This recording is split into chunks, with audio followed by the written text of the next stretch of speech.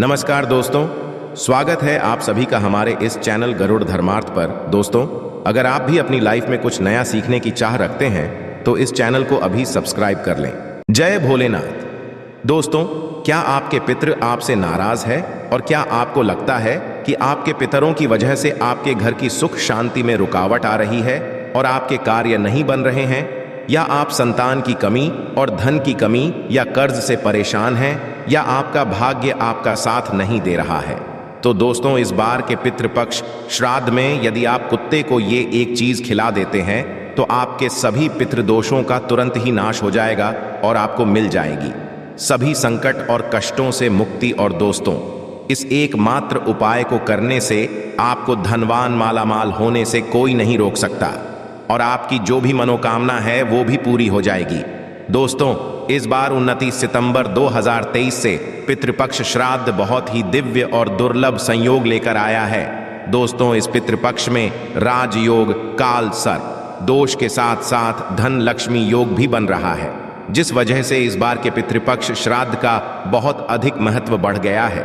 और इस पितृपक्ष यदि आप कुत्ते से जुड़ा ये आसान सा उपाय कर लेते हैं तो आपकी सभी समस्याओं का तुरंत ही अंत हो जाएगा।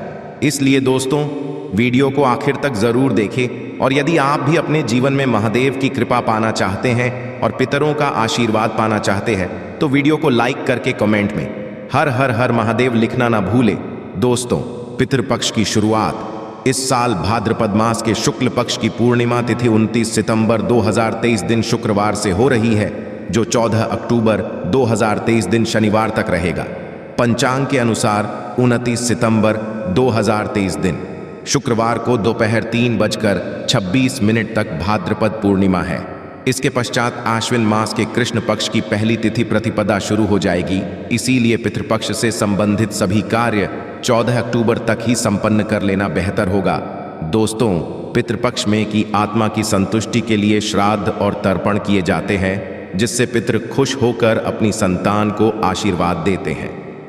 हिंदू धर्म में मृत्यु के पश्चात मृत व्यक्ति का श्राद्ध करना बहुत जरूरी माना जाता है। माना जाता है कि यदि श्राद्ध ना किया जाए तो मरने वाले व्यक्ति की आत्मा को मुक्ति नहीं मिलती। पितृपक्ष में पूर्वजों की आत्मा की शांति के लिए दान, पुण्य, श्राद्ध, तर्पण, पूजा पाठ किए जाते हैं ताकि हम पर की कृपा बनी रहे।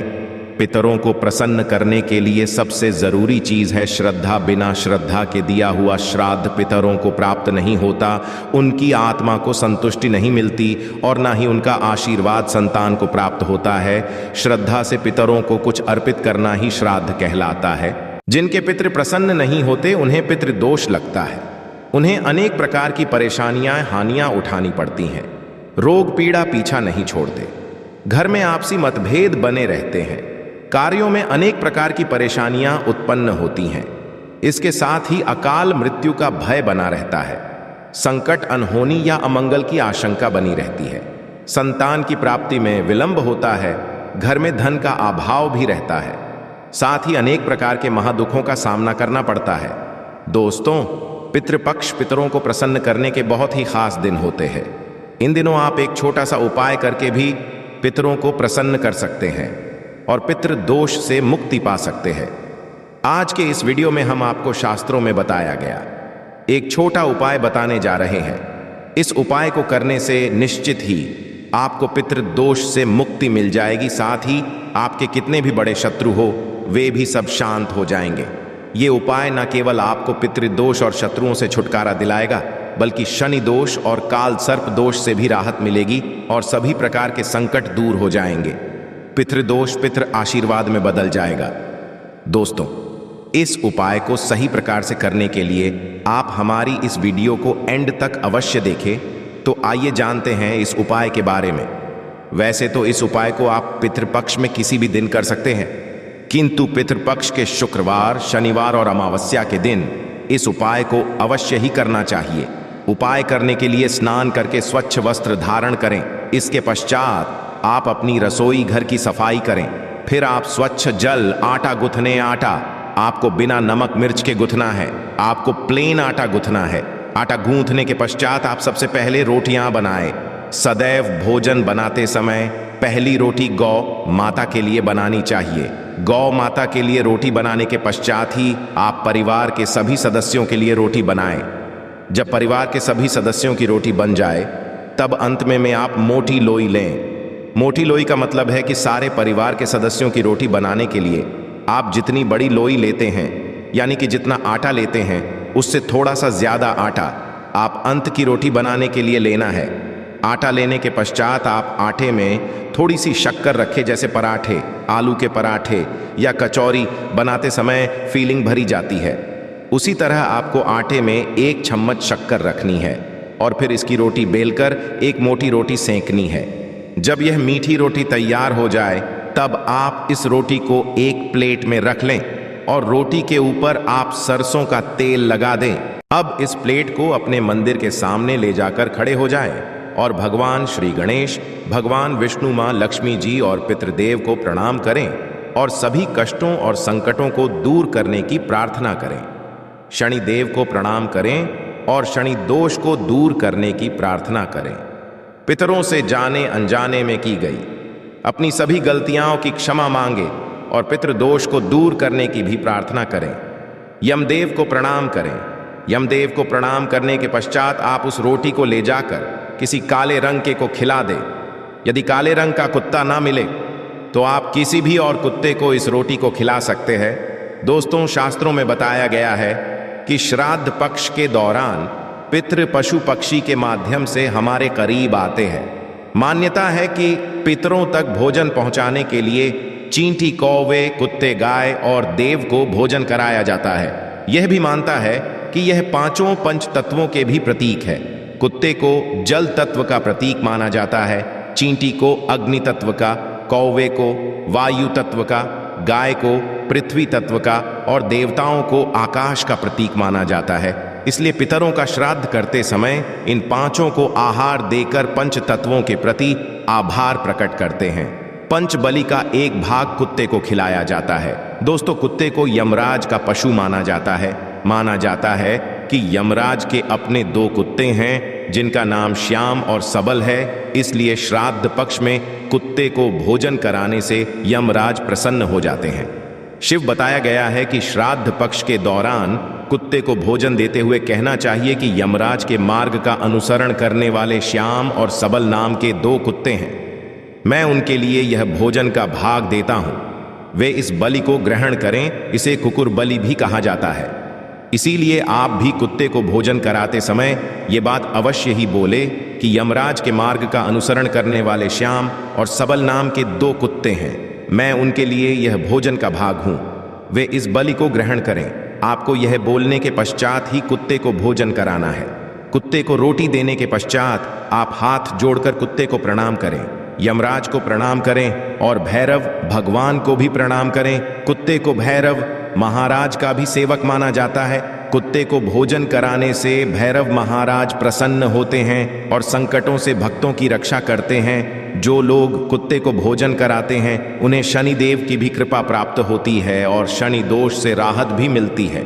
शास्त्रों में बताया गया है कि पितृपक्ष के दौरान पितरों की आत्मा की शांति के लिए, पितृदोष से मुक्ति प्राप्त करने के लिए, पितृ की प्रसन्नता के लिए कुत्ते को मीठी रोटी खिलाए। ऐसा करने से पितृदेव प्रसन्न होते हैं, पितृ का आशीर्वाद प्राप्त होता है और पितृदोष से मुक्ति मिलती है। कुत्ते को इस तरह भोजन कराने से सभी तरह के संकट दूर हो जाते हैं। दोस्तों, हो सके तो पितृपक्ष में रोजाना आप कुत्ते को इस तरह भोजन अवश्य ही कराना चाहिए। कुत्ते का बहुत महत्व शास्त्रों में बताया गया है। माना जाता है कि कुत्ते आपको राजा से रंक और रंक से राजा बना सकता है। कुत्ते को रोटी खिलाने से दुश्मन आपसे दूर रहेंगे। कुत्ते को प्रतिदिन भोजन देने से जहां दुश्मनों का भय मिट जाता है, वही व्यक्ति निडर हो जाता है। माना जाता है कि जो व्यक्ति अपने घर में कुत्ते को पालते हैं, कुत्ता घर के रोगी सदस्य की बीमारी अपने ऊपर ले लेता है। दोस्तों, कुत्ते को भोजन कराते समय इस बात का विशेष ध्यान रखे हो सके तो पितृपक्ष में दोपहर के समय, यानी कि दोपहर 12 बजे से 1 बजे के बीच में ही आप कुत्ते को भोजन कराएं, क्योंकि यह समय पितरों का समय होता है। इस समय कुत्ते को भोजन कराने से पितृ बहुत जल्दी प्रसन्न हो जाते हैं। इस उपाय को करते समय आपको इस बात का भी विशेष ध्यान रखना कि आपको कुत्ते का कभी भी अनादर नहीं करना चाहिए। जैसे कुछ लोग होते हैं जो रास्ता चलते कुत्तों के ऊपर पत्थर फेंकते हैं। या फिर अपने घर में कुत्ते पालते तो हैं किंतु उन्हें लात से मारते हैं। ऐसा भूलकर भी नहीं करना चाहिए। जो व्यक्ति ऐसा करता है उससे यमराज और भैरव महाराज नाराज हो जाते हैं। तो दोस्तों, ये थे कुत्ते से जुड़े कुछ अचूक और असरदार उपाय जिन्हें आपको इस पितृपक्ष में जरूर करना चाहिए ताकि आप पितृदोष से मुक्त हो सके और जीवन में तरक्की का आनंद ले सके। दोस्तों, वही पितृपक्ष के दौरान हमें इन सब्जियों से करें परहेज करना चाहिए ताकि हमें पितृदोष ना लगे। पितृपक्ष के दौरान ये सब्जियां जिसमें शकरकंद, मूली, गाजर, शलजम, चुकंदर, अरबी, इस तरह की सभी सब्जियों को खाने से परहेज करना चाहिए। इसके अलावा इन सब्जियों का भोग भी नहीं लगना चाहिए और ना ही पितृपक्ष के श्राद्ध भोज में इसे किसी ब्राह्मण को खिलाना चाहिए।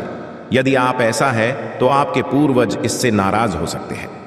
लहसुन प्याज वर्जित। दोस्तों, पितृपक्ष में लहसुन प्याज का सेवन करने की मनाही रहता है। इसे तामसिक माना जाता है। पितृपक्ष के समय पूरी तरह से सादगी से रहना चाहिए। भोजन भी सदा ही ग्रहण करना चाहिए। लहसुन प्याज का इन दिनों में पूरी तरह से त्याग करना चाहिए। चने और मसूर दाल से रहे दूर। दोस्तों, पितृपक्ष में चने की दाल, चने का सत्तू, चने की मिठाई, चने से बने खाद्य पदार्थों का सेवन करना वर्जित बताया गया है। चने के साथ पितृपक्ष में मसूर की दाल भी नहीं खानी चाहिए। इस दौरान किसी भी चीज को कच्चा नहीं खाना चाहिए। इस समय पके भोजन का ही सेवन करना चाहिए।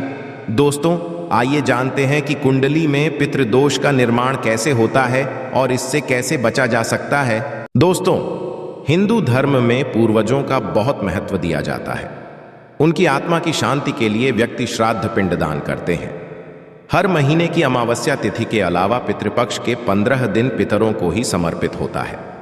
इस समय पितरों की आत्मा की शांति के लिए और उनका पाने के लिए श्राद्ध, तर्पण, पिंड दान, दान पुण्य आदि किया जाता है। वही पितरों के नाराज होने पर कुंडली में पितृदोष का निर्माण हो जाता है। पितृदोष के कारण जीवन में कई तरह की समस्या उत्पन्न हो जाती है। इसके साथ ही मनुष्य कई तरह के कष्टों का सामना करता है। ऐसे में आइए जानते हैं कि कुंडली में पितृदोष का निर्माण कैसे होता है और इससे कैसे बचा जा सकता है। ज्योतिष शास्त्र के अनुसार जब हमारे की आत्माएं तृप्त नहीं होती, 84 लाख योनियों में भटकते रहते हैं, तो ये आत्माएं पृथ्वी लोक में रहने वाले अपने वंश के लोगों को कष्ट देती हैं। इसी कष्ट को ज्योतिष शास्त्र में पितृदोष कहा गया है। मान्यताओं के अनुसार मृत्यु लोक से हमारे पूर्वजों की आत्माएं अपने परिवार के सदस्यों को देखती रहती हैं। जो लोग अपने पूर्वजों का अनादर, उनके बताए गए रास्ता पर नहीं चलते हैं या उन्हें कष्ट पहुंचाते हैं, जिसका इससे दुखी दिवंगत आत्माएं उन्हें श्राप देती है। इसी श्राप को पितृदोष माना जाता है। ज्योतिष शास्त्र के अनुसार जब किसी व्यक्ति की कुंडली के लग्न भाव और 5वें भाव में सूर्य, मंगल और शनि विराजमान होते हैं तो पितृदोष का निर्माण हो जाता है।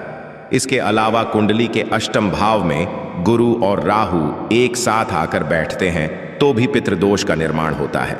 जब कुंडली में राहु केंद्र में या त्रिकोण में मौजूद होता है तो पितृदोष बनता है।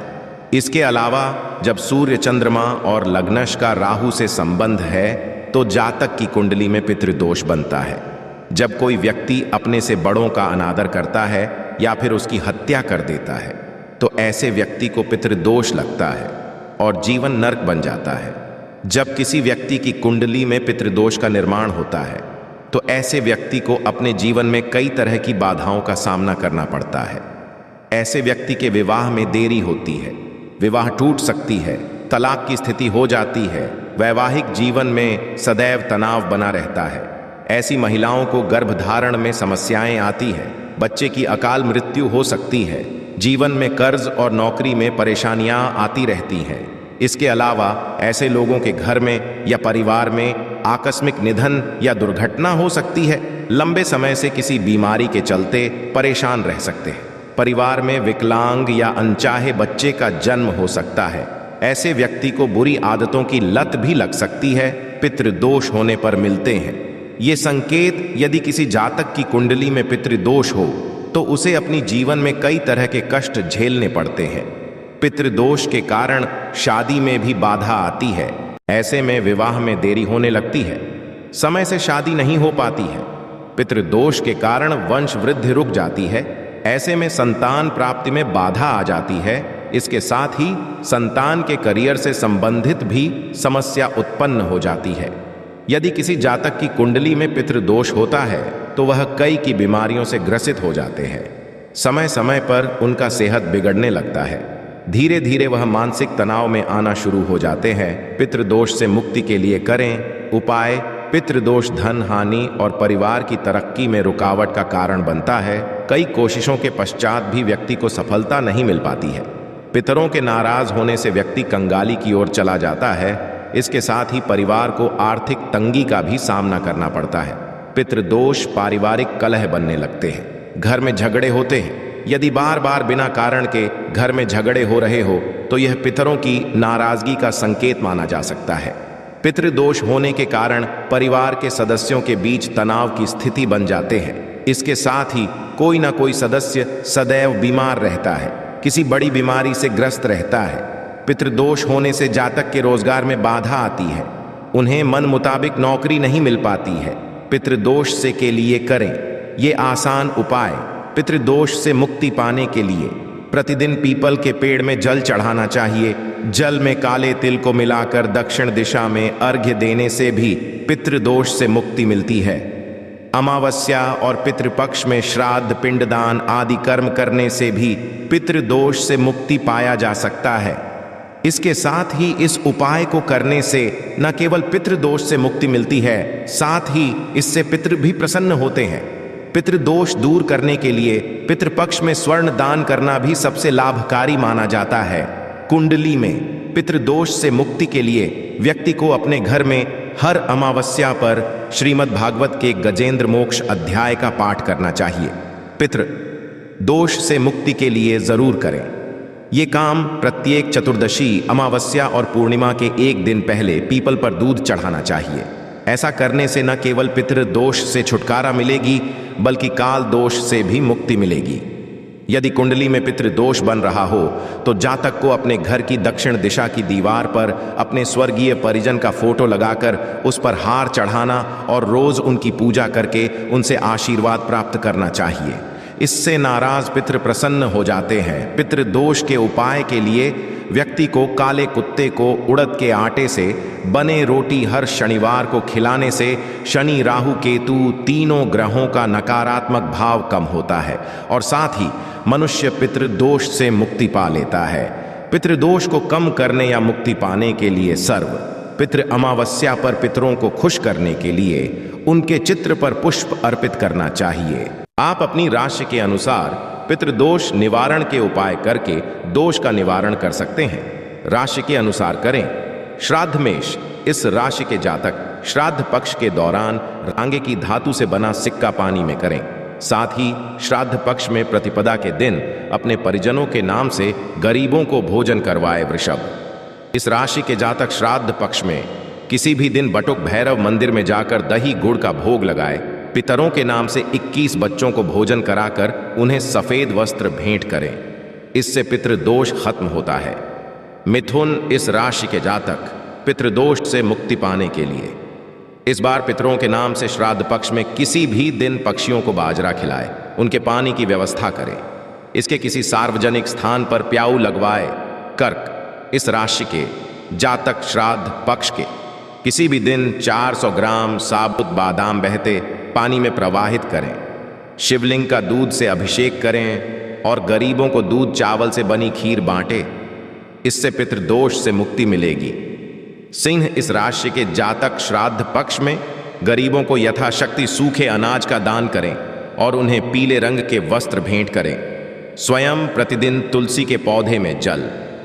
कन्या, इस राशि के जातक पूरे श्राद्ध पक्ष के दौरान सुंदरकांड का पाठ करें और अंतिम दिन यानी सर्वपितृ अमावस्या के दिन गरीब और अनाथों को भोजन वस्त्र भेंट करें।